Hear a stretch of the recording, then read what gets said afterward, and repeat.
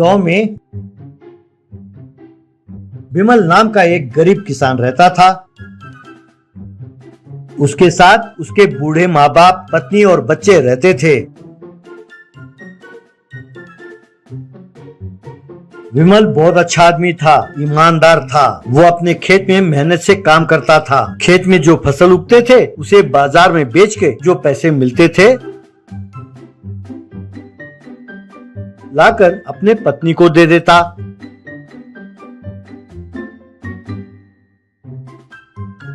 वो अपने माँ बाप के लिए दवाइयाँ लाता और वक्त पर खाना खिलाकर उनका अच्छी तरह देखभाल करता।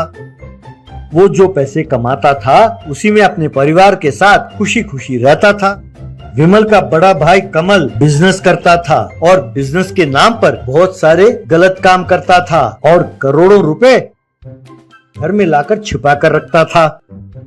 उसके भी पत्नी और बच्चे थे। उसे पैसे होने का घमंड था। वो कंजूस था, साथ साथ चालबाज भी। उसे अपने बूढ़े माँ बाप की बिल्कुल चिंता नहीं थी।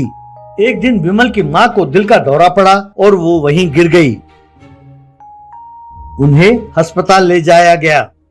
डॉक्टर ने जांच की और रिपोर्ट्स देखा, फिर कहने लगे, भैया विमल, तुम्हारे माँ के दिल में बहुत सारे ब्लॉक्स हैं। तुरंत उन्हें स्टेंट्स लगाने होंगे। एक स्टेंट की कीमत 1 लाख रुपए है। उन्हें 3 स्टेंट लगाने होंगे। कम से कम 5 लाख रुपए खर्च होंगे। अगर तुरंत स्टेंट नहीं लगाया और दोबारा दिल का दौरा पड़ा तो उनका बचना मुश्किल है। तब विमल, पर सर, अचानक इतने सारे पैसों का इंतजाम मैं नहीं कर सकता सर। जब तक पैसे जमा ना कर लूं, आप कोई दवाई दे दीजिए सर। डॉक्टर ने ठीक है कहा और दवाई देते हुए, बस अब तुम पैसे जुटाने में लग जाओ, देरी ना करना, यूं कहा।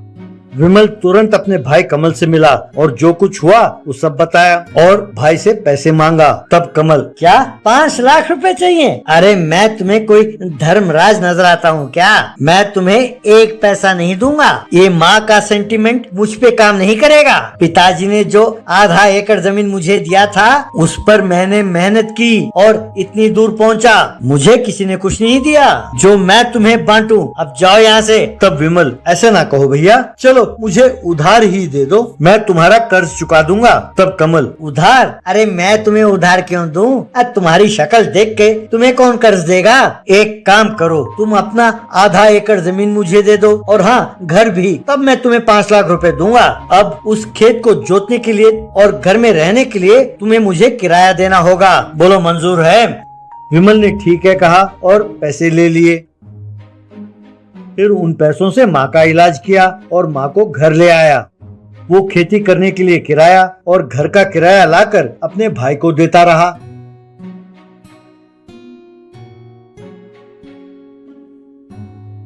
हर बार जब वो पैसे लाकर देता, वो घर का किराया बढ़ाता रहता। ये देखकर विमल बहुत दुखी होने लगा।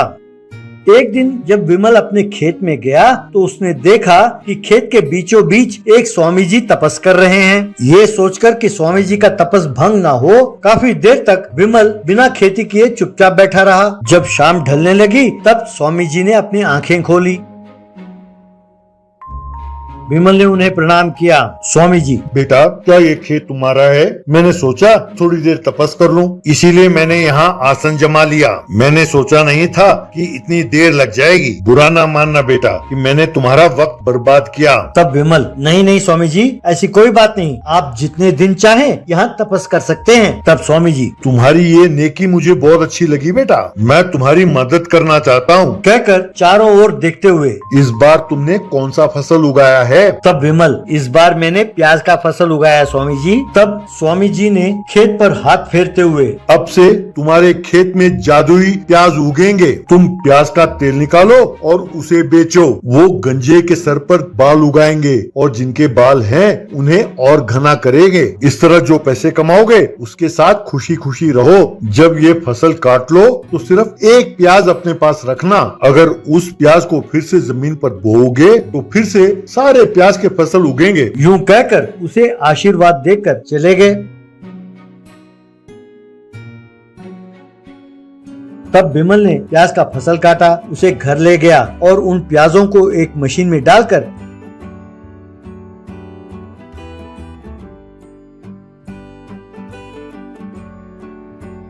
उनका तेल निकालकर बोतलों में भरने लगा। फिर उन बोतलों में होममेड मैजिकल हेयर ऑयल का स्टिकर लगाकर बोतलों में चिपकाया। फिर उसे ठेले में ले जाकर, आइए भाई आइए, होममेड मैजिकल हेयर ऑयल, इसे लगाएंगे तो गंजे के सर पर बाल उगेगा और जिनके बाल हैं वो और घने हो जाएंगे, कहकर आवाज देने लगा। ये सुनकर कुछ आदमी और औरतें वहाँ पहुँचे और उन्होंने खरीदा। उस तेल को सर पर मलते ही गंजे के सर पर बाल उगने लगे और जिनके बाल थे वो घने हो गए। एक औरत जिसके सर पर कम बाल थे, उसके बाल बहुत लंबे और घने हो गए। सबने बिमल की बहुत प्रशंसा की। उस दिन से ज्यादा मात्रा में लोग आकर उससे तेल खरीद कर ले जाने लगे। अब बिमल सिर्फ ठेले में नहीं, घर के पास भी प्याज का तेल बेचने लगा। उसने बड़ा घर खरीद लिया, बड़ी गाड़ी खरीद ली और ठाठ से रहने लगा। जब कमल को इस बात का पता चला, वो गुस्से में भरा हुआ वहां पहुंचा। अरे, मेरे खेत में खेती करके मुझसे ज्यादा पैसे कमाते हो। तुम जो थोड़े से खेत के पैसे देते हो किराए के, वो मुझे नहीं चाहिए। चुपचाप मेरा खेत छोड़ दो, वो जादुई तेल मैं बनाऊंगा और पैसे कमाऊंगा। यूं कमल भी तेल निकालकर उसे बेचने लगा। जो लोग कमल से तेल खरीद कर ले गए, जब उन्होंने वो तेल अपने सर पर मला तो जो थोड़े बहुत बाल थे वो भी गायब हो गए। बस सब ने मिलकर उसे खूब मारा। बिमल ने अपने हथेली में जो एक छोटा सा प्याज छुपा कर रखा था, उसे देखकर मुस्कुराने लगा।